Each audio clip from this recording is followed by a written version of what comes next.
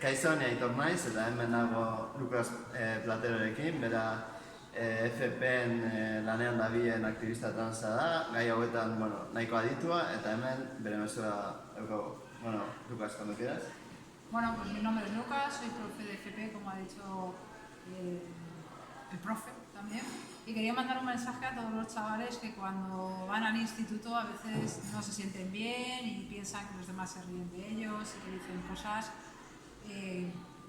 Daros ánimo y decir que es importante que sigáis yendo a clase, que encontréis amigos, que encontréis apoyos en vuestro entorno, que habléis con profes como él, que habléis con profes como yo, para que os apoyen y os ayuden en lo cotidiano, porque nos importáis, os queremos y que queremos que tengáis éxito en el instituto y lo paséis bien. Muchas gracias, Lucas. Un saludo. Chao. Vale.